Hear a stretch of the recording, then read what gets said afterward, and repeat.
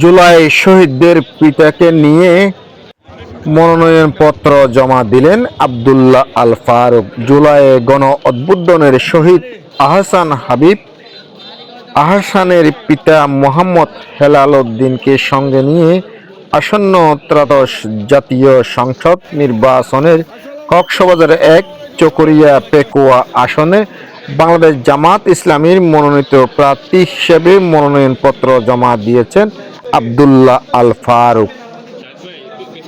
সোমবার ২৮শে ডিসেম্বর ২০২৫ ইংরেজি বিকাল ৩টা ৩০ সময় তিনি চকরিয়া উপজেলা সহকারী রিটার্নিং কর্মকর্তা ও উপজেলা নির্বাহী কর্মকর্তা শাহিন দেলোয়ারের কার্যালয়ে উপস্থিত হয়ে আনুষ্ঠানিকভাবে মনোনয়নপত্র দাখিল করেন।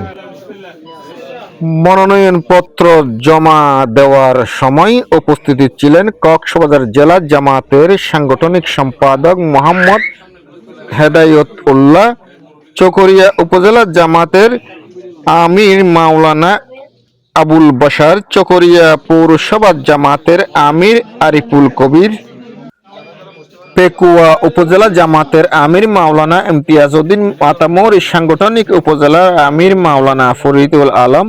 এছাড়াও উপস্থিত ছিলেন পেকুয়া উপজেলা পরিষদের সাবেক ভাইস চেয়ারম্যান অধ্যাপক নুরুজ্জামান মঞ্জুর, চকরিয়া উন্নয়ন ফোরামের চেয়ারম্যান আরিফুল রহমান চৌধুরী মানিক, চকরিয়া উপজেলার দক্ষিণ জামাতের সাবেক আমির মাওলানা মুজাম্মেল হক, বারোবাকিয়া ইউনিয়ন পরিষদের চেয়ারম্যান মাওলানা বদিউল আলম জিহাদি, কোটাখালী ইউনিয়ন পরিষদের চেয়ারম্যান মাওলানা আব্দুর রহমান। এ সময় আরও উপস্থিত ছিলেন ছাত্র শিবিরের শহীদ মহিউদ্দিন মাসুমের পিতা ফজলুল কাদের, জুলাই বিপ্লবে চকরিয়া নেতৃত্বদানকারী ছাত্র নেতৃবৃন্দরা। ত্রয়োদশ জাতীয় সংসদ নির্বাচনে আমি আব্দুল্লাহ আল ফারুক বাংলাদেশ জামাত ইসলামের পক্ষ থেকে চকরিয়া পেকুয়া আসনে বাংলাদেশ জামাত ইসলামী এবং 10 দলীয় জোটের পক্ষ থেকে আমি এইমাত্র মনোনয়নপত্র সাবমিট করেছি। আলহামদুলিল্লাহ। আমরা আমাদের প্রিয় সাংবাদিক বন্ধুগণকে শুভেচ্ছা জানাচ্ছি। আমাদের উৎসুক যেসব ভাইরা এখানে এসেছেন তাদেরকেও আমরা শুভেচ্ছা জানাচ্ছি। চকরিয়া পেকুয়াবাসীকে আমরা শুভেচ্ছা জানাচ্ছি। আমরা বাংলাদেশ জামাতে ইসলামী স্বাধীনতা উত্তর বাংলাদেশে গত 54 বছরে এদেশের মানুষ যে সকল অধিকার পায়নি সেগুলো বাস্তবায়নের জন্য আগামী জাতীয় সংসদ নির্বাচনকে একটা চ্যালেঞ্জ হিসেবে গ্রহণ করেছি। আপনারা জানেন আমাদের স্বাধীনতা উত্তর বাংলাদেশে গত 54 বছরে এদেশের মানুষের মৌলিক অধিকার বাস্তবায়ন হয়নি, মানুষ ন্যায় বিচার পায়নি, ইনসাফ প্রতিষ্ঠিত হয়নি এবং দুর্নীতির কারণে এদেশের কাঙ্ক্ষিত উন্নয়ন হয়নি, এদেশের যুব সমাজের কর্মসংস্থান হয়নি, এদেশের নারী সমাজের শিক্ষা সহ সার্বিক উন্নয়ন হয়নি, অন্যান্য ধর্মাবলম্বীদের কাঙ্ক্ষিত অধিকার তারা পায়নি। আজকে এদেশের মানুষ মনে করে অনেক দলই এই দেশকে পরিচালনা করেছে। আগামী দিনে একটা বৈষম্যহীন দুর্নীতিমুক্ত ইনসাফের বাংলাদেশ যদি প্রতিষ্ঠা করতে হয় তাহলে এটি একমাত্র বাংলাদেশ জামাত ইসলামের পক্ষে সম্ভব। তার প্রতিফলন আমরা ইতিমধ্যেই দেখতে পেয়েছি।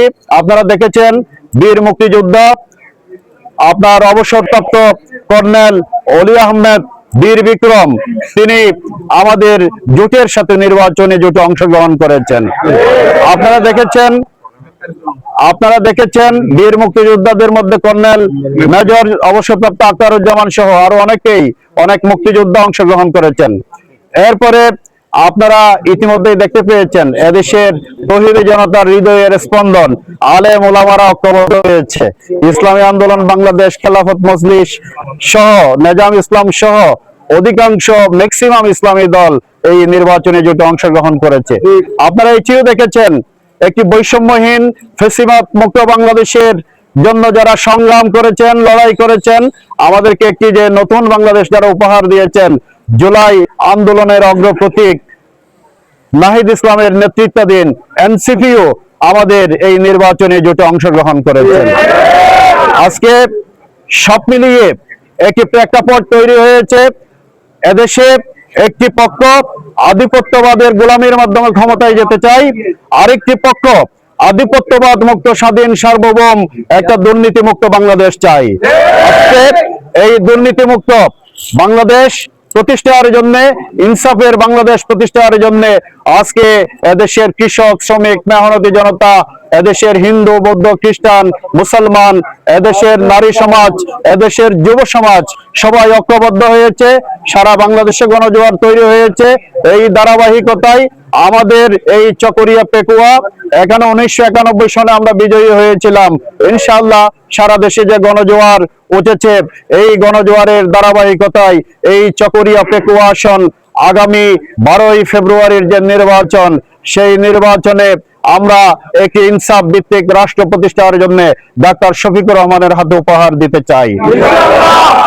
এজন্য আমরা আচরণবিধি মেনে এবং আমাদের প্রত্যেকের জায়গা থেকে দায়িত্বশীল ভূমিকা পালনের মাধ্যমে এদেশের যারা আপনার সাধারণ মানুষ, তাদেরকে আমাদের মেসেজগুলো পৌঁছে দেওয়ার জন্য আমাদের কর্মী ভাইয়েরা নিরলসভাবে কাজ করবেন ইনশাআল্লাহ।